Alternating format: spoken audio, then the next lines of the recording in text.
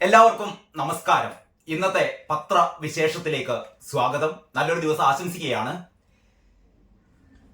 നിങ്ങൾ കാണുന്നുണ്ടോന്നറിയില്ല, ഞാൻ ആകെ രോമാഞ്ച കഞ്ചുകമണിഞ്ഞിരിക്കുകയാണ് കേട്ടോ. ഞാൻ മാത്രമല്ല, ഇന്ന് കേരളത്തില് പത്രം വായിച്ച ആളുകളൊക്കെ രോമാഞ്ച കഞ്ചുകിതരായിരിക്കുകയായിരിക്കും. എന്താ പറഞ്ഞാല്, സീതികാജിയുടെ ഭാഷയിൽ പറഞ്ഞാൽ കോൾമയർ കൊണ്ടിരിക്കുകയാവും നമ്മളെല്ലാവരും. അത്തരം വാർത്തകളാണ് ഇന്നത്തെ പത്രത്തിലുള്ളത്. ആ വാർത്തകളുടെ പൊള്ളത്തരമാണ് നമ്മൾ ഇന്ന് ചർച്ച ചെയ്യാൻ വേണ്ടി പോകുന്നത്. നമുക്ക് ദേശാഭിമാനി വെച്ച് തുടങ്ങാം. ദേശാഭിമാനിയുടെ തലക്കെട്ട് കണ്ട് ഞെട്ടരുത്, ലോകം കേരളത്തിൽ എന്നാണ്. ലോകം കേരളത്തിൽ. അതിന്റെ അങ്ങേപ്പുറത്തേക്ക് ഇനി പറയാനില്ല. എന്താണെന്നറിയോ വാർത്ത? കേരളത്തിന്റെ മികവുകളും സാധ്യതകളും തേടി ഇതാ ലോകം കൊച്ചിയിൽ. ലോകമാകെ കൊച്ചിയിലാണ്. സംസ്ഥാനം കാത്തിരുന്ന ഇൻവെസ്റ്റ് കേരള ആഗോള നിക്ഷേപ ഉച്ചകോടിക്ക് തുടക്കമായി.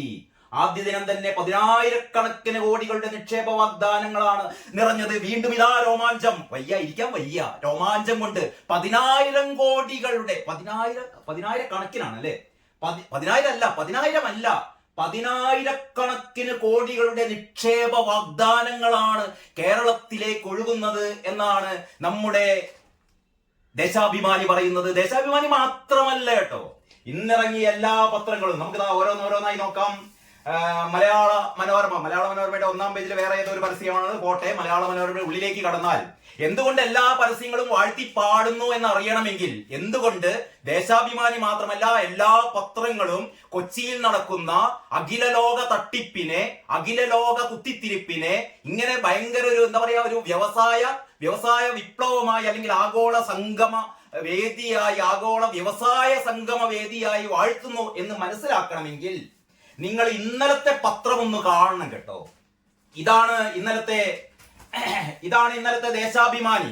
ദേശാഭിമാനിക്ക് പിന്നെ ഈ പരസ്യം കിട്ടിയിട്ടൊന്നും കാര്യമില്ല. ഉയരെ കേരളം എന്ന് പറയുന്നിട്ട് 1-ാം പേജിൽ ഒരു മുഴുനീള പരസ്യമുണ്ട് കേട്ടോ. ഈ പരസ്യത്തിന്റെ റേറ്റ് എത്രയാണ് എന്ന് ഞാൻ പറയുന്നില്ല, എന്നാലും നിങ്ങൾക്കൊന്ന് കൂട്ടി നോക്കാം.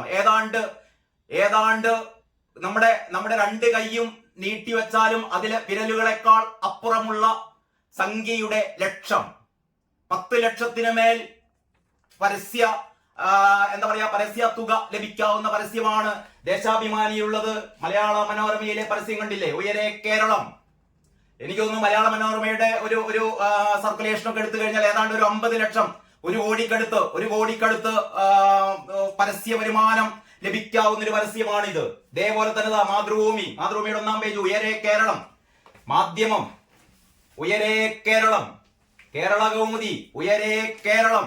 മലയാളത്തിലെ സകലമാന പത്രങ്ങൾക്കും ഫുൾ പേജ് പരസ്യം കൊടുത്ത് കോടികൾ ചെലവാക്കിക്കൊണ്ട് പിണറായി വിജയനും ചിങ്കിടികളും നടത്തുന്ന മാമാങ്കം, തട്ടിപ്പുത്സവം.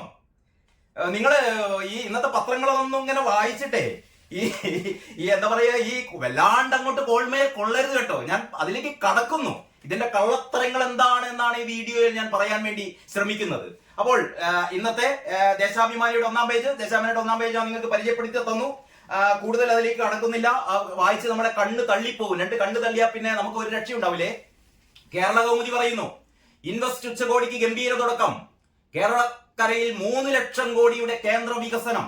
3 ലക്ഷം കോടിയുടെ കേന്ദ്ര വികസനമാണ് വരാൻ പോകുന്നത്. റോഡുകൾക്ക് 50,000 കോടി. പിന്നെന്താണ് പറയുന്നത്, 30,000 കോടി നമ്മുടെ അദാനി. പിണറായിയുടെ സഖാക്കൾക്കൊക്കെ അദാനിയോട് എന്താണ് ദേഷ്യം എന്നറിയോ. പക്ഷെ അദാനിയുടെ മോൻ കരൺ അദാനി വന്നു കഴിഞ്ഞപ്പോ 30,000 കോടി കരൺ അദാനിയുടെ വക. Adani ports limited managing director Karan അദാനിയുടെ പ്രഖ്യാപനമാണ് ഇന്നലെ ആദ്യം വന്നത്. വിഴിഞ്ഞം തുറമുഖം, തിരുവനന്തപുരം വിമാനത്താവളം, കൊച്ചി ലോജിസ്റ്റിക് പാർക്ക് എന്നിവയിലാണ് 30,000 കോടി നിക്ഷേപം. പിന്നെ ഏതാണെന്നറിയോ, ആസ്റ്റർ DM ഹെൽത്ത് കെയർ പുതിയ 2 ആശുപത്രികൾ സ്ഥാപിക്കും. അതിലെല്ലാം കൂടിയും നമ്മുടെ ആസാദ് മൂപ്പൻ പറയുന്നത് എത്രയാണെന്നറിയോ, 850 കോടി ആസാദ് മൂപ്പൻ വക. പിന്നീട് പറയുന്നത് Indian industries chairman Sanjiv Puri പ്രഖ്യാപിച്ചത് വേറെ ഇതാണ്. ഒരു അങ്കമാലിയിൽ ഹോസ്പിറ്റാലിറ്റി ഇൻസ്റ്റിറ്റ്യൂട്ട് സ്ഥാപിക്കുമെന്ന് confederation of Indian industries chairman Sanjiv Puri പ്രഖ്യാപിച്ചു. ലുലു ഗ്രൂപ്പ് മേധാവി യൂസഫ് അലി താല്പര്യം കളമശ്ശേരിയിൽ ഭക്ഷ്യ സംസ്കരണ പാർക്ക്. പക്ഷേ യൂസഫ് അലി അത്ര കോടിയാണെന്നൊന്നും പറയുന്നില്ല. അങ്ങനെ അങ്ങനെ അങ്ങനെ അങ്ങനെ അങ്ങനെ അങ്ങനെ കേരള കൗമുദി വക വാഴ്ത്തുപാട്ട് മാതൃഭൂമിയുടെ ഉള്ളിലെ ഫ്രണ്ടില് വേറൊരു പരസ്യമാണ്. മാതൃഭൂമി പറയുന്നത് ഇതാണ് കേരളം. അത് നമ്മുടെ ഒരു ക്രിക്കറ്റിന്റെ സ്റ്റോറി അപ്പുറം അവിടെ കിടക്കട്ടെ. ഇൻവെസ്റ്റ് കേരളയ്ക്ക് തുടക്കം വ്യവസായ കുതിപ്പിന് കേരളം ഒറ്റക്കെട്ടായി സജ്ജമാണെന്ന പ്രഖ്യാപനത്തോടെ ഇൻവെസ്റ്റ് കേരള ആഗോള നിക്ഷേപ ഉച്ചകോടി കൊച്ചിയിൽ തുടക്കമായി എന്ന് പറഞ്ഞിട്ട് കോടികളുടെ നിക്ഷേപ വാഗ്ദാനത്തെ കുറിച്ചുള്ള മാതൃഭൂമിയുടെ വാഴ്ത്തുപാട്ട്. മാധ്യമത്തിന്റെ വക ആഗോള നിക്ഷേപക ഉച്ചകോടിക്ക് ഉജ്ജ്വല തുടക്കം. വാതിലിതാ പിണറായി വിജയൻ തുറന്നു വെച്ചിരിക്കുന്നു. വാതിൽ വരിക. വ്യവസായം തുടങ്ങി മുടിയാൻ ലോകമെങ്ങുമുള്ള വ്യവസായികളെ ക്ഷണിക്കുകയാണ് പിണറായി വിജയൻ. വരൂ വന്ന് മുടിയൂ. ഞാൻ പറയാൻ കാരണം എന്താണെന്ന് അറിയോ? ഇന്നലെ പിണറായി വിജയൻ പറയാണ് ഞങ്ങളിതാ വാതിലുകൾ മറക്കെ തുറന്നിട്ടിരിക്കുന്നു, ഒരു പ്രശ്നവുമില്ല, നിങ്ങൾ വന്നു കഴിഞ്ഞാൽ നിങ്ങൾക്കിവിടെ വ്യവസായം ചെയ്യാനുള്ള എല്ലാവിധ സൗകര്യങ്ങളും ഇവിടെയുണ്ട് എന്ന് പിണറായി വിജയൻ പറഞ്ഞ് അവസാനിപ്പിച്ചില്ല. അതിനു മുമ്പാണ് ഇന്ന് ഈ പത്രങ്ങളൊന്നും ആ വാർത്ത കൊടുത്തില്ല കേട്ടോ, ഞാൻ കണ്ടില്ല. അതായത് മലപ്പുറം ജില്ലയിലെ വണ്ടൂരിൽ ഒരു സംഭവം നടന്നു. നടന്നത് അവിടെ ഒരു പാവം വ്യാപാരി ഈ ആഗോള വ്യവസായ സംഗമത്തിലേക്ക് വന്ന് നിരന്നിരിക്കുന്നുണ്ടല്ലോ.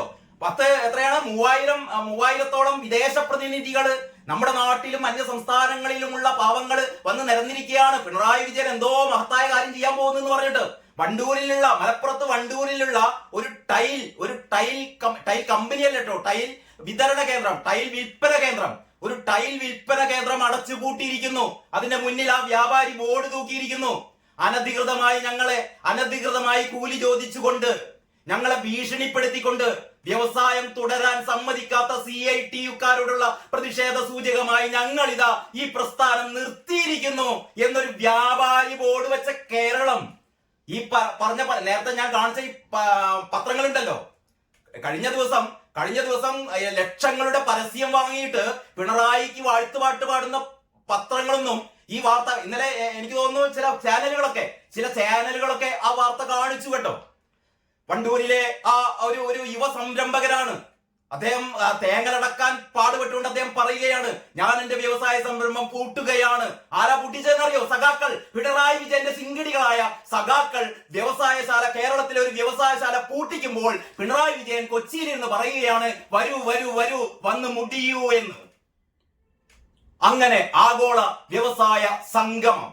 ഞാൻ എന്തുകൊണ്ട് ഇതിനെ കുറ്റപ്പെടുത്തുന്നു എന്നുള്ളത് വളരെ കൃത്യമായി ഞാൻ നിങ്ങളോട് പറയാൻ ആഗ്രഹിക്കുകയാണ്. അതിനു മുമ്പ് ഞാൻ ഒരു പത്രം കൂടി കാണിക്കാം. ഇതാ മലയാള മനോരമയുടെ ഉയരാൻ കേരളം എന്നാണ് പറയുന്നത്. ഉയരാൻ കേരളം നിക്ഷേപക ഉച്ചകോടി ആദ്യ ദിവസം 35,000 കോടി വാഗ്ദാനം. ആദ്യ ദിവസം വന്നത് എത്രയാണെന്ന് അറിയോ? 35,000 കോടി വാഗ്ദാനമാണ് അത്രേ. അതിൽ 30,000 കോടി വാഗ്ദാനം നൽകിയത് നമ്മുടെ സഖാക്കൾ എതിർക്കുന്ന, സഖാക്കൾ പുച്ഛിക്കുന്ന, മോദിയുടെ തോളിൽ കൈയിട്ട് നടക്കുന്ന മോദിയുടെ തോളിൽ കൈയിട്ട് നടക്കുന്ന നമ്മുടെ അദാനി എന്നൊക്കെ പറഞ്ഞിട്ട് അദാനിയെ ആക്ഷേപിച്ചുകൊണ്ടിരിക്കുന്ന സഖാക്കൾ, അദാനിയുടെ മോനാണ് 35,000 കോടിയിൽ 30,000 കോടിയും മുടക്കാമെന്ന് പറഞ്ഞിരിക്കുന്നത്. പിന്നീട് ഞാൻ നേരത്തെ മാതൃഭൂമിയിൽ പറഞ്ഞു ബാക്കിയുള്ള കാര്യങ്ങൾ. അപ്പോൾ ഇതിലെ മനോരമ കൊടുത്തിരിക്കുന്ന വാർത്ത ഇങ്ങനെയാണ് കേട്ടോ. കേരളം നിക്ഷേപകരുടെ സ്വന്തം നാടാക്കുക എന്ന ലക്ഷ്യത്തോടെ സംസ്ഥാന സർക്കാർ സംഘടിപ്പിക്കുന്ന ഇൻവെസ്റ്റ് കേരള ആഗോള നിക്ഷേപക ഉച്ചകോടിയുടെ ആദ്യ ദിനം പ്രഖ്യാപിക്കപ്പെട്ടത് 35,000 കോടിയോളം രൂപയുടെ നിക്ഷേപ വാഗ്ദാനം. ദേശാഭിമാനി വാഴ്ത്തുപാട്ട് പാടിയതുപോലെ തന്നെ ആരും പാടുകയാണ്, മനോരമയും പാടുകയാണ്, മറ്റെല്ലാ പത്രങ്ങളും വാഴ്ത്തുപാട്ട് പാടുകയാണ്.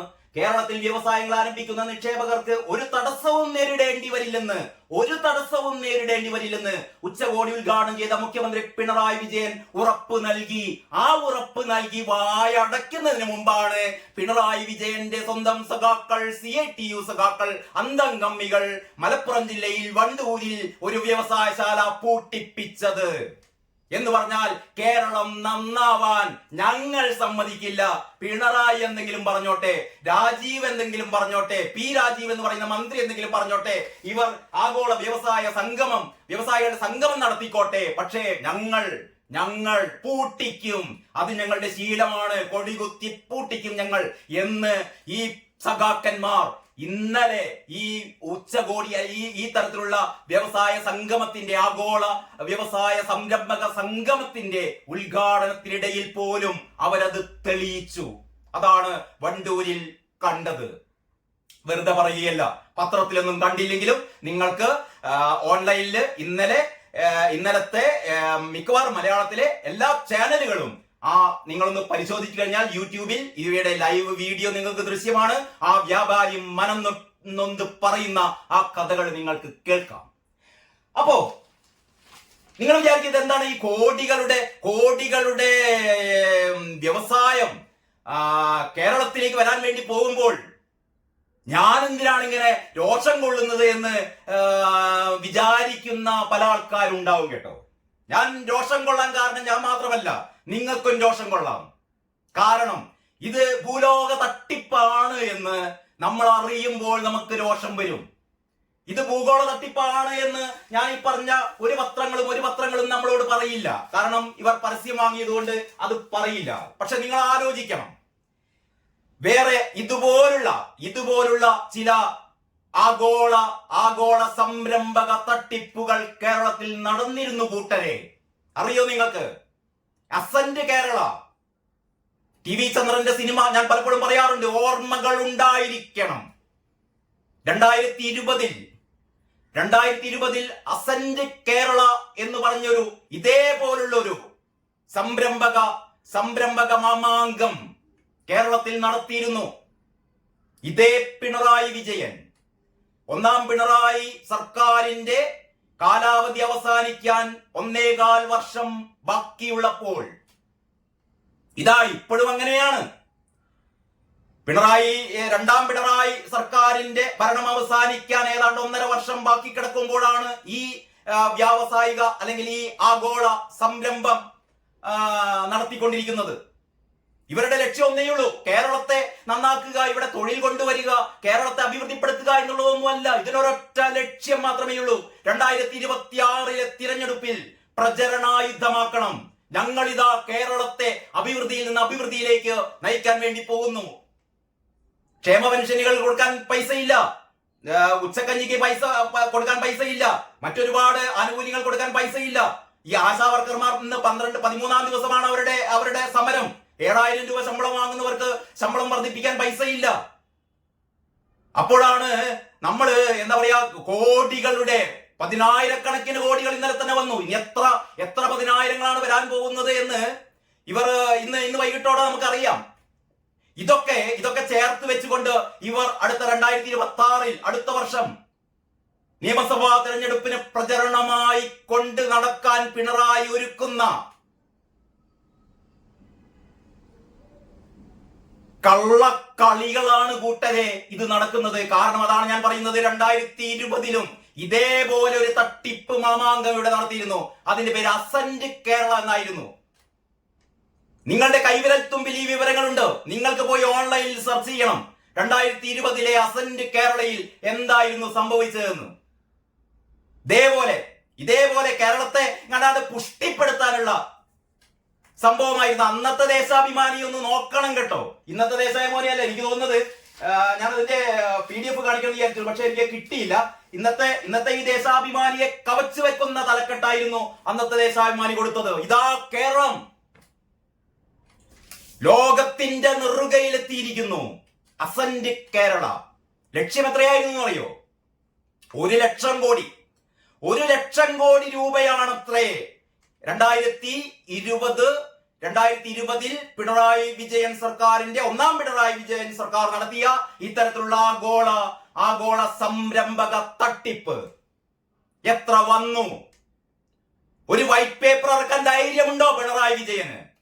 ഒന്നാം പിണറായി സർക്കാരിന്റെ കാലത്ത് നിങ്ങൾ നടത്തിയ അസന്റ് കേരളയിൽ നിങ്ങൾ പറഞ്ഞല്ലോ 1,00,000 കോടി നിക്ഷേപം, 1,00,000 കോടി നിക്ഷേപം വരുമെന്ന്. ഈ 1,00,000 കോടി പോയിട്ട് എത്ര നിക്ഷേപം വന്നു വിജയ? പറയണം കേരളത്തോട്. അതില് 3,500 കോടി മുടക്കാമെന്ന് പറഞ്ഞ ഒരാളെ എനിക്ക് ഓർമ്മ വരികയാണ്. അന്നത്തെ ആ വ്യവസായിക, അന്നത്തെ ആ സംരംഭക കൂട്ടായ്മയിൽ, അസന്റ് കേരളയിൽ കേരളത്തിലെ ഒരു പ്രമുഖ വ്യവസായി പറഞ്ഞിരുന്നു, ഞാൻ 3500 കോടി രൂപയുടെ ഒരു പുതിയ പ്രോജക്റ്റ് കിറ്റക്സിന്റെ സാബു എം ജേക്കബ് അന്ന് പറഞ്ഞിരുന്നതാണ്, അന്ന് വാഗ്ദാനം ചെയ്തിരുന്നതാണ് 3500 കോടി രൂപയുടെ ഒരു പ്രോജക്റ്റുമായി ഞാൻ ഇതാ വരുന്നു എന്ന്. ആ സാബു എം ജേക്കബിനെ നിങ്ങൾ ഓടിപ്പിച്ചു വിട്ടു. ഇപ്പൊ സാബു എം ജേക്കബിന്റെ 3500 അല്ല, അതിന്റെ എത്രയോ 10 ഇരട്ടി മുതൽ മുടക്കിക്കൊണ്ട് സാബു എം ജേക്കബ് ഒരുപക്ഷെ ഇന്ത്യയിലല്ല, സാബു ജേക്കബിന്റെ ആ കുഞ്ഞുടുപ്പുകളുടെ ഫാക്ടറി എന്ന് പറയുന്നത് ലോകത്തിലെ തന്നെ നമ്പർ 1 ആയ ചൈനയിലെ ഏതൊരു ഫാക്ടറിയെ കൂടി കടത്തി വെട്ടിക്കൊണ്ട് ലോകത്തിലെ ഏറ്റവും വലിയ, ഏറ്റവും വിസ്തീർണമുള്ള, ഏറ്റവും നീളമുള്ള വ്യവസായശാല സാബു എം ജേക്കബ് തെലങ്കാനയിൽ ഇതാ ഓടിപ്പിച്ചുകൊണ്ടിരിക്കുന്നു. കേൾക്കണം വിജയ, കേൾക്കണം രാജീവേ, നിങ്ങൾ ഓടിപ്പിച്ച ഒരു വ്യവസായിയാണ് അവിടെ ആ സാബു എം ജേക്കബ് അവിടെ മുടക്കിയതിന്റെ 10 പോലും നിങ്ങൾക്ക് ഇവിടെ കിട്ടില്ല. നിങ്ങൾ ഈ പറയുന്നത് മുഴുവനും പൂതി വീർപ്പിച്ച കണക്കുകളാണ്. ഇതൊക്കെ കടലാസിലേ ഉള്ളൂ. ഈ കണക്കുകൾ നിങ്ങളെ 10,000 കോടികൾ ഉണ്ടല്ലോ, കടലാസിലേ ഉള്ളൂ, വെറുതെ പറയല്ല. അസന്റ് കേരളയുടെ കണക്കിങ്ങോട്ട് എടുക്ക്. അസന്റ് കേരളയിൽ നിങ്ങൾ ഉണ്ടാക്കിയ ഉണ്ടയുണ്ടല്ലോ, എത്ര ഉണ്ടയുണ്ടെന്ന് നമ്മളൊന്ന് കാണട്ടെ. 34,000 കോടി വന്നു എന്നൊക്കെയായിരുന്നു സർക്കാരിന്റെ ഒരു കണക്ക്. 34,000 കോടിയിൽ നിന്ന് 1,00,000 കോടിയിലേക്ക് വരാൻ വീണ്ടും വേണം 66,000 കോടി. അവസാനം അബുദാബിയിലെ ഏതൊരു ലോജിസ്റ്റിക് കമ്പനിയെ കൊണ്ട് ഒരു എന്താ പറയാ, ഒരു എഗ്രിമെന്റ്, അതായത് ഞങ്ങൾ ഇതാ ഇവിടെ ഒരു ലോജിസ്റ്റിക് പാർക്ക് തുടങ്ങാൻ പോകുന്നു എന്നൊക്കെ പറഞ്ഞിട്ട് ഒരു 66,000 കോടി രൂപ അബുദാബിയിലെ ഒരു കള്ള കമ്പനിയെ കൊണ്ട് എഴുതിച്ചുണ്ടാക്കി. ഈ 1,00,000 കോടിയുടെ നിക്ഷേപം ഉറപ്പാക്കാൻ വേണ്ടിയിട്ട് ഒന്നും നടന്നില്ല, ഒരു മണ്ണാങ്കട്ടയും നടന്നില്ല. സാബു എം ജേക്കബ് ഓടിപ്പോയ പോലെ പലരും ഓടിപ്പോയി, പലരും കള്ള വാഗ്ദാനങ്ങൾ നൽകി, അല്ലെങ്കിൽ ഈ സർക്കാർ ഒന്നും പാലിക്കാൻ പോകുന്നില്ല എന്ന് മനസ്സിലായപ്പോൾ എല്ലാവരും പിൻവാങ്ങി. അപ്പോൾ ഞാനിതേ പറയുന്നുള്ളൂ, അസന്റ് കേരള എന്ന് പറയുന്ന ഒന്നാം പിണറായി സർക്കാരിന്റെ കാലത്ത് നിങ്ങൾ നടത്തിയ ഇതേപോലുള്ള ഒരു വ്യാവസായിക മാമാങ്കത്തിൽ എത്ര കോടിയാണ് യഥാർത്ഥത്തിൽ ഇവിടെ നിക്ഷേപം വന്നത്? കണക്ക് വരട്ടെ. അതല്ലാതെ അടുത്ത ഇലക്ഷനിൽ ആൾക്കാരെ പറ്റിക്കാൻ വേണ്ടിയിട്ട്, ഇവിടുത്തെ വോട്ടർമാരെ കയ്യിലെടുക്കാൻ വേണ്ടിയിട്ട് കടമ്മനിട്ട് രാമകൃഷ്ണൻ പറഞ്ഞ പോലെ എന്നും ഒന്നുപോലായിരിക്കില്ല എന്ന് പിണറായി തമ്പുരാൻ ഓർമ്മ വേണം കേട്ടോ. എന്നും ഒന്നുപോലായിരിക്കില്ല. കഴിഞ്ഞ തവണ നിങ്ങൾ ഇങ്ങനെ ഒരുപാട് തട്ടിപ്പുകളൊക്കെ നടത്തി, അവസാനം കിറ്റ് വരെ കൊടുത്ത് തട്ടിപ്പ് നടത്തി. ഒരു പ്രാവശ്യം ചക്ക വീണ്, ഒരു പ്രാവശ്യം മുയൽ ചത്താൽ എല്ലാ പ്രാവശ്യവും ചക്ക വീഴുകയില്ല, എല്ലാ പ്രാവശ്യവും ചക്ക വീഴുമ്പോൾ താഴെ മുയൽ ഉണ്ടാവുകയുമില്ല, എല്ലാ പ്രാവശ്യവും ചക്ക വീഴുമ്പോൾ തലയെ വീണാലും മുയലുകൾ ചാവുകയുമില്ല എന്ന് പിണറായി വിജയനും പി രാജീവും മനസ്സിലാക്കുന്നത് നല്ലതാണ്. അപ്പൊ ഞാൻ പറഞ്ഞുകൊണ്ട് വരുന്നത് എസന്റ് കേരള മാത്രമല്ല കേട്ടോ. ഇവിടെ വി ഡി സതീശൻ, ഇന്നലെ എനിക്ക് ഏറ്റവും കൗതുകകരമായി തോന്നി എന്താണെന്നറിയോ, ആ സംഗമവേദിയിൽ വി ഡി സതീശന്റെ ഒരു പ്രസംഗം ഉണ്ടായിരുന്നു. എന്റെ വി ഡി സതീശ, നിങ്ങൾക്ക് എന്താണ് ഇത്രയും വിവരം കിട്ടുപോയോ? പിണറായി സർക്കാരിന്റെ ഈ ഇലക്ഷൻ പ്രചാരണ യോഗത്തിൽ പോയിരുന്നു കണ്ട് നിങ്ങളുടെ ശശി തരൂർ ഏതായാലും പിണറായി വിജയനെ കണക്കറ്റ് സഹായിക്കുന്നുണ്ട്. പിന്നെ നിങ്ങളും പോയി ഈ ആഗോള വ്യവസായ സംരംഭക സമ്മേളനത്തിൽ പോയി കണ്ട് ഇതാ കേരളത്തെ രക്ഷപ്പെടുത്താൻ വേണ്ടിയിട്ട് വരൂ കൂട്ടരെ എന്ന് നിങ്ങൾ പറയേണ്ട വല്ല കാര്യമുണ്ടോ? നിങ്ങൾ യഥാർത്ഥത്തിൽ ചെയ്യേണ്ടിയിരുന്നത്, ഈ വ്യവസായ സംഗമം ഇവിടെ നടക്കുമ്പോ നിങ്ങൾ ചെയ്യേണ്ടിയിരുന്നത്, ഇതിനു മുമ്പത്തെ ഇതേപോലുള്ള മാമാങ്കത്തിൽ എന്തൊക്കെ വാഗ്ദാനങ്ങൾ വന്നു, അതിൽ എത്ര ഇവിടെ നടപ്പാക്കി, എത്ര നടപ്പാക്കിയില്ല, എങ്ങനെയൊക്കെ കേരളത്തിലെ ജനതയെ വഞ്ചിച്ചു എന്നായിരുന്നു നിങ്ങൾ ഇവിടെ ഒരു പരിശോധന നടത്തേണ്ടിയിരുന്നത് കേട്ടോ. അതല്ല നിങ്ങളോടെ പോയി പിണറായിക്ക് പാട്ട് പാടുകയായിരുന്നില്ല നിങ്ങൾ ചെയ്യേണ്ടിയിരുന്നത്. ഇനി പോട്ടെ, ഇനി നമുക്ക് വി ഡി സതീശിനെ അധികം മിണ്ടാൻ യോഗ്യതയൊന്നുമില്ല കേട്ടോ. ഞാൻ അതിലേക്കാണ് വരുന്നത്. 2020 കാര്യം ഞാൻ പറഞ്ഞു. 2012 എടുക്കാം, നമുക്ക് കുറച്ചുകൂടി മുമ്പോട്ട് പോകാം. 2012 ഇവിടെ വേറൊരു നിക്ഷേപക സംഗമം നടന്നിരുന്നു. അതിന്റെ പേര് എമർജിംഗ് കേരള എന്നായിരുന്നു. ഓർമ്മയുണ്ടോ കോൺഗ്രസ്സുകാരാ? എമർജിംഗ് കേരള. ഉമ്മൻചാണ്ടി ആയിരുന്നു മുഖ്യമന്ത്രി. പി കെ കുഞ്ഞാലിക്കുട്ടി വ്യവസായ മന്ത്രി. എമർജിംഗ് കേരള ഉദ്ഘാടനം ചെയ്തത് ഡോക്ടർ മൻമോഹൻ സിംഗ് ആയിരുന്നു. ഇന്ത്യയുടെ പ്രധാനമന്ത്രി ഡോക്ടർ മൻമോഹൻ സിംഗ് ഉദ്ഘാടനം ചെയ്ത എമർജിംഗ് കേരള അതും ഇതുപോലെ തട്ടിപ്പായിരുന്നു. ഒരു മണ്ണാങ്കട്ടയും ഇവിടെ വന്നില്ല. എത്രയാ? 50,000 കോടിയിട്ടായിരുന്നു ലക്ഷ്യമിട്ടത്. 50,000 കോടി പോയിട്ട് 5,000 കോടിയുടെ നിക്ഷേപം പോലും വന്നില്ല എമർജിംഗ് കേരളയിൽ. പോട്ടെ, നമുക്ക് വീണ്ടും പിന്നോട്ട് പോകാം. 2012 എമർജിംഗ് കേരള ഒക്കെ കഴിഞ്ഞിട്ട് എനിക്ക് തോന്നുന്നുണ്ട് 2003 2003 മുഖ്യമന്ത്രിയായിരിക്കുമ്പോൾ ഇവിടെ വേറൊരു മാമാങ്കം നടന്നിരുന്നു. ഏതാണ് ഇപ്രാവശ്യത്തെ ഇതിന്റെ പേര് തന്നെ? ഇപ്രാവശ്യത്തെ പേരെന്താണ്? ഇൻവെസ്റ്റ്മെന്റ് കേരള അങ്ങനെ പറഞ്ഞിട്ടൊരു പേരാണല്ലോ അല്ലെ. അന്നത്തെ ആ 2003 ഇത്തരത്തിലുള്ള മാമാങ്കത്തിന്റെ പേരെന്തായിരുന്നു ഓർമ്മയുണ്ടോ? ജിം എന്നായിരുന്നു പേര്. Global investors meet. അതായിരുന്നു എനിക്ക് തോന്നുന്നു തുടക്കം. ഇത്തരത്തിലുള്ള തട്ടിപ്പ് പരിപാടികളുടെ തുടക്കം ഇട്ടത് എവിടെയായിരുന്നു? നമ്മുടെ എ കെ ആന്റണി മുഖ്യമന്ത്രിയായിരുന്ന കാലത്ത് 2003 തുടക്കമിട്ട ഇത്തരത്തിലുള്ള ഈ വ്യവസായികള്, ഈ ലോകമെങ്ങുമുള്ള വ്യവസായികൾ ഇങ്ങനെ കേരളത്തിലേക്ക് വരൂ എന്ന് പറയുന്ന സംഭവം 2003 ജിം എന്ന് പറയുന്ന ഗ്ലോബൽ ഇൻവെസ്റ്റേഴ്സ് മീറ്റ് അത് ഉദ്ഘാടനം ചെയ്ത ഒരു പ്രധാനമന്ത്രിയായിരുന്നു കേട്ടോ, എ പി വാജ്പേയി ആയിരുന്നു ആ നിക്ഷേപ സംഗമം ഉദ്ഘാടനം ചെയ്തത്. അതിനിടക്കൊന്ന് പറഞ്ഞോട്ടെ, അതായത് കഴിഞ്ഞ ദിവസത്തെ ഈ നമ്മുടെ ഈ ആഗോള സംഗമം ഉദ്ഘാടന വേദിയിൽ നമ്മുടെ പീയൂഷ് ഗോയല്, നിതിൻ ഗഡ്കരി, മന്ത്രിമാര് മൂന്ന് കേന്ദ്രമന്ത്രിമാരുണ്ടായിരുന്ന പറഞ്ഞത്. അതിന്റെ തൊട്ട് മുമ്പുണ്ടായിരുന്ന ആഗോള സംഗമത്തിൽ 6-7 കേന്ദ്രമന്ത്രിമാരുണ്ടായിരുന്നു. ഇതിലൊന്നും വലിയ കാര്യങ്ങളൊന്നുമില്ല. അപ്പൊ ഞാൻ പറഞ്ഞോണ്ട് വരുന്നത് 2003 ജിം. അപ്പൊ ജിം എ കെ ആന്റണിയുടെ ഭരണകാലത്ത്, പി കെ കുഞ്ഞാലിക്കുട്ടിയുടെ ഭരണകാലത്ത് എ ബി വാജ്പേയി ആണത് ഉദ്ഘാടനം ചെയ്തത്. അന്ന് എ ബി വാജ്പേയി ഇപ്പൊ നിതിൻ ഗഡ്കരി പറഞ്ഞ പോലെ അല്ലെങ്കിൽ പീയൂഷ് ഗോയൽ പറഞ്ഞ പോലെ അന്ന് എ ബി വാജ്പേയി പറഞ്ഞു, എനിക്ക് തോന്നുന്നു എ ബി വാജ്പേയി 10,000 കോടിയുടെ കേന്ദ്ര പൊതുമേഖലാ സ്ഥാപനങ്ങളിൽ 10,000 കോടിയുടെ നിക്ഷേപം നടത്തുമെന്ന് എ ബി വാജ്പേയി പ്രഖ്യാപിച്ചിരുന്നു. അതിനെ തുടർന്ന് ഒരുപാട് പ്രഖ്യാപനങ്ങളൊക്കെ ഉണ്ടായി. ഏതാണ്ട് 50,000 കോടിയുടെ പ്രഖ്യാപനങ്ങൾ. അതിലും ഒരു മണ്ണാങ്കട്ടയും നടന്നില്ല. എനിക്ക് തോന്നുന്നു വല്ലാർപാടം നമ്മുടെ കണ്ടെയ്നർ ടെർമിനൽ ഉണ്ടല്ലോ, വല്ലാർപാടം കണ്ടെയ്നർ ടെർമിനൽ പ്രവർത്തന സജ്ജമാക്കുന്നതിനൊക്കെ വേണ്ടിയിട്ട് കേന്ദ്രം ഇതാ എന്തോ തരാൻ പോകുന്നു എന്നൊക്കെ അന്ന് വാജ്പേയി പറഞ്ഞിരുന്നു. വർഷം എത്ര കഴിഞ്ഞു എന്നറിയോ? അന്നും നടന്നില്ല, പിന്നെയും നടന്നില്ല. കേരളത്തിന് നാണക്കേടായി ആ പദ്ധതി അവിടെ നിലനിൽക്കുകയാണ്. അപ്പോ കൂട്ടരെ, ഇങ്ങനെയൊക്കെയാണ് ഈ ആഗോള വ്യവസായ സംരംഭകത്തിന്റെ ഒരു പിന്നാമ്പുറ കഥകൾ. നിങ്ങൾ രോമാഞ്ചമൊക്കെ അങ്ങോട്ട് മാറ്റുക. രാവിലെ പത്രം വായിച്ചിട്ട് രോമാഞ്ചകഞ്ചുകിതരായിരിക്കുന്ന എല്ലാ ആൾക്കാരും അതങ്ങോട്ട് മാറ്റുക. ഇതൊന്നും നടക്കാൻ പോകുന്ന കാര്യങ്ങളല്ല. ഇതൊക്കെ നമ്മളെ പറഞ്ഞ് പറ്റിപ്പിക്കുന്ന പത്രങ്ങൾക്ക്. ഇന്നലെ ഞാൻ നേരത്തെ പറഞ്ഞ പോലെ ലക്ഷക്കണക്കിന് രൂപയുടെ പരസ്യം കിട്ടി, എല്ലാവരും ഹാപ്പിയായി. നമുക്ക് പെൻഷൻ ഇല്ല, മര്യാദയ്ക്ക് ശമ്പളമില്ല, DA ഇല്ല, കുട്ടികൾക്ക് ഉച്ചക്കഞ്ഞിയില്ല, ഒരു തരത്തിലുള്ള ക്ഷേമ പ്രവർത്തനങ്ങളും ഇല്ലാതിരിക്കുമ്പോൾ അപ്പോഴാണ് ഈ കണ്ണിൽ പൊടിയിടൽ എന്നൊക്കെ പറയില്ലേ, കണ്ണിൽ പൊടിയിടലും കണ്ണിൽ പാറ്റയിടലും കഞ്ഞിയിൽ പാറ്റയിടലും ഒക്കെയായി പിണറായി സർക്കാർ. എന്റെ ഓർമ്മ വരുന്നത്, നമുക്ക് ഒരാളെ കൂടി ഓർമ്മിപ്പിച്ചുകൊണ്ട് ഈ വീഡിയോ അവസാനിപ്പിക്കാൻ തോന്നുന്നു. ഡോക്ടർ മൻമോഹൻ സിംഗ് വിട പറഞ്ഞിട്ട് ഏതാനും മാസങ്ങളായിട്ടേ ഉള്ളൂ. ഡോക്ടർ മൻമോഹൻ സിംഗ് ആണ് കേട്ടോ നരസിംഹറാവു 1991-92 കാലഘട്ടത്തിൽ നരസിംഹറാവു മന്ത്രിസഭയിലെ ധനമന്ത്രിയായിരുന്ന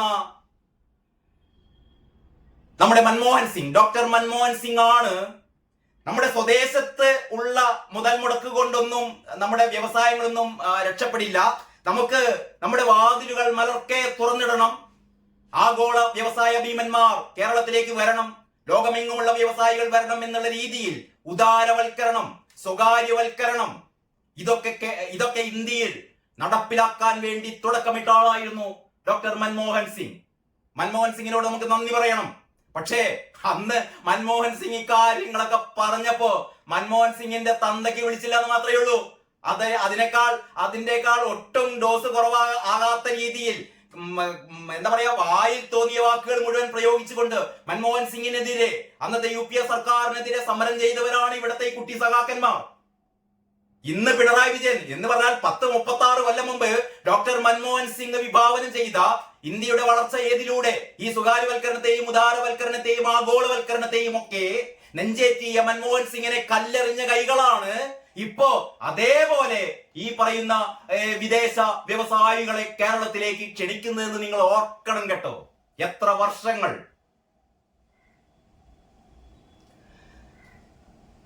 അങ്ങനെ മൻമോഹൻ സിംഗിനെയും ഓർത്തുപോയി എന്ന് മാത്രമേ ഉള്ളൂ. ഈ വീഡിയോ ഇവിടെ അവസാനിപ്പിക്കുകയാണ്. VD സതീശനോട് ഒരു വാക്കുകൂടി പറയട്ടെ, അല്ലെങ്കിൽ കോൺഗ്രസുകാരോട്. ഏതായാലും നിങ്ങൾ ഈ എന്താ പറയാ, ഈ ആഗോള സംഗമ വേദിയിൽ നിറഞ്ഞു നിന്നു ഒക്കെ ശരി തന്നെ. ഇതിന്റെ മുമ്പ് നിങ്ങൾ നടത്തിയ എന്ന് പറഞ്ഞാൽ ഞാൻ ഉദ്ദേശിച്ചത് AK ആന്റണിയുടെ ഭരണകാലത്തും ഉമ്മൻചാണ്ടിയുടെ ഭരണകാലത്തും നടത്തിയ 2 മഹാ ജിമ്മും അതിനുശേഷം നടത്തിയ എമർജിംഗ് കേരളയും അതിനെ കത്തിവെച്ച, അതിനെതിരെ സമരം ചെയ്ത, അതിനെ പൊളിപ്പിക്കാൻ വേണ്ടി മുന്നിൽ നിന്നവരായിരുന്നു ഈ സഖാക്കൾ എന്നുകൂടി നിങ്ങൾ മറന്നു പോകരുത് കേട്ടോ. VD സതീശ, വാഴ്ത്തുപാട്ടുകൾ അധികമാവരുത്. എന്താണ് നിങ്ങൾ ഉദ്ദേശിച്ചത് എനിക്ക് മനസ്സിലാവുന്നില്ല. ഏതാണ്ട് ഒരു കാര്യം ഉറപ്പായി 2026 നടക്കുന്ന നിയമസഭാ തെരഞ്ഞെടുപ്പിൽ വലിയ അനിഷ്ട സംഭവങ്ങളൊന്നും ഉണ്ടായില്ലെങ്കിൽ ഇവിടുത്തെ കോൺഗ്രസുകാരന് കെട്ടിവെച്ച കാശ് നഷ്ടമാവാൻ പോകുകയാണ്. അതാണ് ശശി തരൂർ തുടക്കമിട്ടത്. അതാണ് VD സതീശനിലൂടെ ഇപ്പൊ നമ്മൾ കാണുന്നത്. അതാണ് P രാജീവും പിണറായി വിജയനും മുതലെടുത്തുകൊണ്ടിരിക്കുന്നത്. പക്ഷേ BJP-ക്കാരുണ്ടല്ലോ, RSS-കാരുണ്ടല്ലോ, അവരുടെ പ്രവർത്തനം ഹരിയാനയിൽ നമ്മൾ കണ്ടതാണ്, മഹാരാഷ്ട്രയിൽ കണ്ടതാണ്, ഗുജറാത്തിൽ കണ്ടതാണ്, ഡൽഹിയിൽ കണ്ടതാണ്. കേരളത്തിൽ കാണാതെ പോകരുത് എന്ന് മാത്രം ഓർമ്മിപ്പിച്ചുകൊണ്ട് ഞാൻ ഈ വീഡിയോ ഇവിടെ അവസാനിപ്പിക്കുന്നു. നന്ദി, നമസ്കാരം.